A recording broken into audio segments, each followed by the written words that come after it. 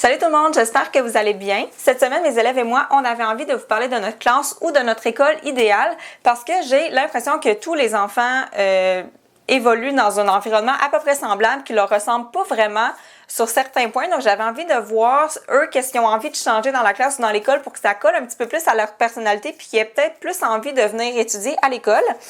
Je leur ai demandé de garder ça, évidemment, dans un contexte réaliste, dans le sens où on a quand même une matière à voir, on a quand même des choses à apprendre, dans le sens où tu peux pas me dire que tu peux venir à l'école puis jouer au soccer toute la journée. Là, ça fonctionnait pas. Donc, je leur ai demandé de me dire ce serait quoi leur idéal, qu'est-ce qu'ils aimeraient changer. Donc, je vais vous laisser aller les écouter. Puis moi, ben après, je vais faire ma partie prof, la partie où est-ce que je vous explique qu'est-ce que moi, j'aimerais dans ma classe idéale. Donc, on va commencer tout de suite. Bonjour, je m'appelle Marie-Soleil. Aujourd'hui, je vais vous dire ma classe de rêve. La première affaire, ce serait que chaque élève ait son ordi portable, qui pourrait l'apporter partout, à la maison, à l'école même, pour être sûr de tout le temps pouvoir faire ses devoirs, comme ça l'enseignante pourrait y envoyer des devoirs.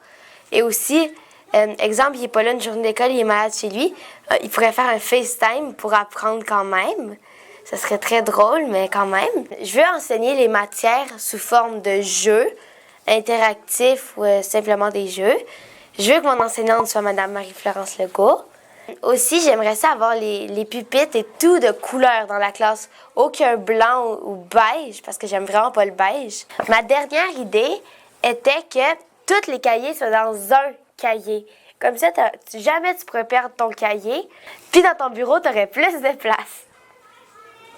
Moi, ma classe de rêve, ça serait que les bureaux, ils seraient interactifs et, dans le fond, la professeure, elle aurait une application sur un appareil électronique pour nous envoyer des exercices et des examens directement sur notre bureau.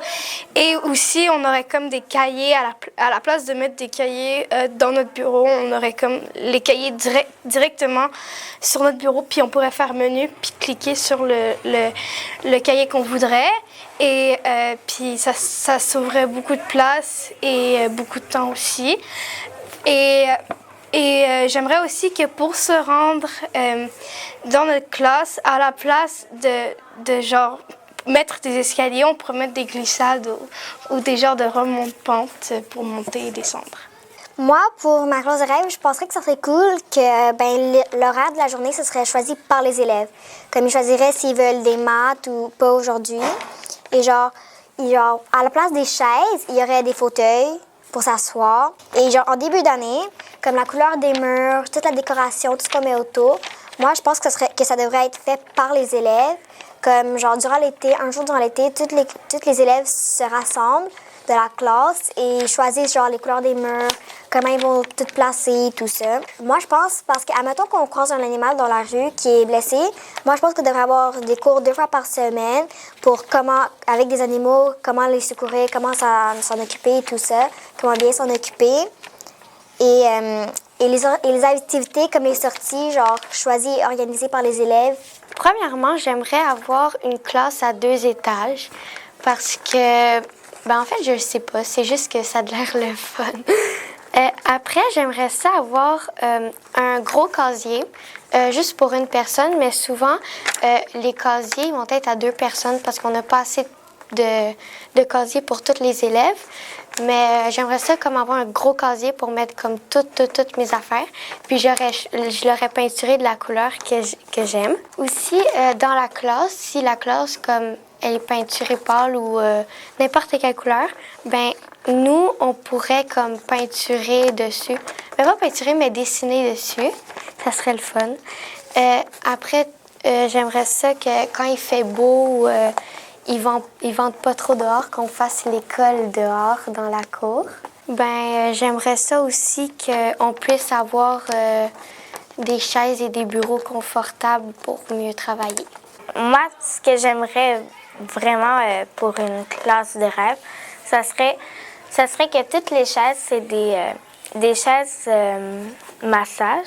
J'aimerais avoir plusieurs animaux dans la classe, comme des poissons, des reptiles, puis on pourrait faire des projets, des expériences avec des animaux. Et j'aimerais un vrai coin lecture avec vraiment beaucoup de bouffe, puis des divans. Moi, mon école de rêve, ça serait que on n'aurait pas de pupitre ni de chaise, mais ça serait des bureaux, puis une table, des tables de chevet et des poufs, parce que c'est pas mal inconfort. Moi, mon école idéale, c'est genre, quand on est en classe, c'est genre tout noir, puis il y a un peu de lumière, parce que j'aime ça quand ça sonore. Puis il y a des sofas partout, puis tu peux t'asseoir. Puis aussi, les cours sont de 45 minutes à la place de 1 heure. Puis aussi, il y a des télés, puis tu peux jouer à PS4 puis au Xbox. Puis tu vas apporter ton iPod. Ben moi, je trouve que ma classe est presque parfaite. La seule chose que je changerais, ben il y en aurait deux. La première, c'est les murs seraient colorés partout à la place d'être juste jaune et vert, parce que je trouve ça un peu plate. Puis ça rendrait l'école un peu en vie. Puis aussi, les chaises, ils seraient des poufs. Comme ça, ben, un, ça serait plus confortable. Puis deux, t'entendrais pas des gros booms parce qu'il y a des personnes qui tombent parce qu'ils étaient à deux pattes. Ça, des fois, ça peut déconcentrer. J'espère vraiment que vous avez trouvé leurs idées intéressantes. En tout cas, moi, je trouve qu'ils ont vraiment eu des bonnes idées, puis j'ai rien guidé là-dedans. C'est vraiment toutes des idées qui viennent de eux. Je leur ai lancé l'idée de la classe idéale, puis je leur ai dit de penser à ça, puis qu'on allait filmer cette semaine. Fait que je suis vraiment fière de ce qu'ils ont dit. Je trouve qu'ils ont vraiment des bonnes idées, puis il y en a certains qui collent avec ce que moi, j'avais envie de vous dire aujourd'hui. Donc, la première chose que j'aimerais dans ma classe idéale, ce serait de toujours enseigner à partir de la littérature jeunesse et de jamais utiliser de manuel scolaire. Les manuels scolaires, d'ailleurs, on va s'en parler bientôt. J'ai prévu faire une vidéo sur ce sujet-là, puis vous aviez l'air vraiment intéressé, mais moi, j'en utiliserai pas dans la classe. J'en ai pas besoin, mais j'enseignerais, c'est ça, le français, les maths, l'univers social, j'enseignerais tout à partir des livres jeunesse, puis il y en a tellement qui existent qu'on connaît pas. Fait que je commence à me remplir une petite banque de livres pour travailler les différentes matières à différents cycles. Fait que je trouve ça vraiment intéressant de travailler à partir de ça. Je trouve que c'est plus amusant. La deuxième chose que j'aimerais dans ma classe idéale, ce serait de transformer ma classe en classe flexible. C'est un phénomène qui est de plus en plus répandu en enseignement, surtout aux États-Unis. Une classe flexible, c'est quoi en fait? C'est qu'il n'y a pas techniquement de place attitrée à chaque élève, puis c'est pas une classe qui est remplie de bureaux avec des chaises où tout le monde est assis à un petit pupitre carré tout le temps. C'est des divans, c'est des ballons, c'est des tabourets, c'est des chaises hautes, c'est plein de fournitures, là, de meubles différents où les enfants peuvent changer de place. Après la récré, ils s'assoient à un endroit. Après le dîner, ils changent d'endroit selon comment ils se sentent puis comment ils ont envie de travailler. Fait que j'ai vu beaucoup de photos, beaucoup de classes de ce genre-là sur Internet, puis ça m'intéresse vraiment.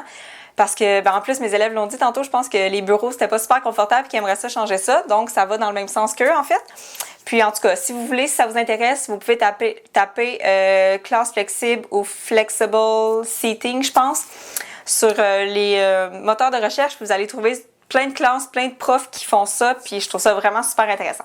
Ma troisième idée, ce serait de ne pas avoir de bulletin avec des notes en pourcentage. Ce serait des évaluations, genre en couleur ou avec des compétences simples à réaliser dans le sens où il atteint mes exigences, il les dépasse ou bien il les atteint pas.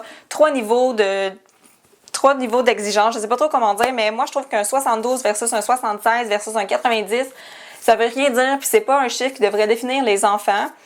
Puis ça leur met beaucoup de pression, ils veulent juste savoir la note, puis ça compte pour combien, puis je vais-tu penser, puis je trouve que c'est leur mettre beaucoup de pression à leur âge, fait que moi je mettrais, oui, un bulletin parce que je trouve que c'est important de voir leur évolution puis de savoir s'ils atteignent les exigences du niveau où ils sont, mais je ferais pas de bulletin chiffré, je trouve ça pas intéressant, je trouve ça plate pour les enfants, je trouve que ça met trop de pression, puis au niveau de la correction aussi, je sais pas, pour moi une note ça veut rien dire. En parlant de bulletin, ben, on parle aussi d'évaluation, puis moi les évaluations, j'aimerais ça qu'ils se fassent la plupart du temps sous forme de projets personnels. Mettons, c'est plus facile à visualiser, mettons, en sciences, en univers social ou en ECR, là, mais on voit un certain sujet, puis les élèves choisissent comment ils veulent être évalués. Donc, est-ce qu'ils veulent écrire une histoire avec toutes les notions qu'on a vues? Est-ce qu'ils veulent faire une maquette? Est-ce qu'ils veulent faire un PowerPoint? Est-ce qu'ils veulent, je sais pas, faire un film?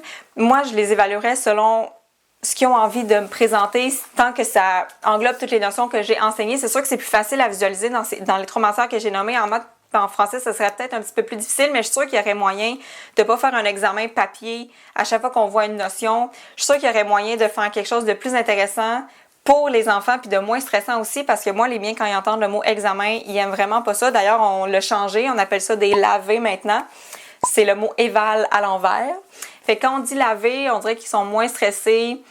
C'est moins lourd sur leurs épaules. Je sais pas. J'aime pas ça, les examens, mais oui, je comprends qu'il faut en faire. Puis, tu sais, j'ai pas expérimenté l'enseignement par projet puis l'évaluation par projet non plus, mais je pense que c'est quelque chose que j'aimerais développer davantage, mais je sais que c'est pas nécessairement possible. Mais c'est ce que j'aimerais, ça serait mon idéal, en fait.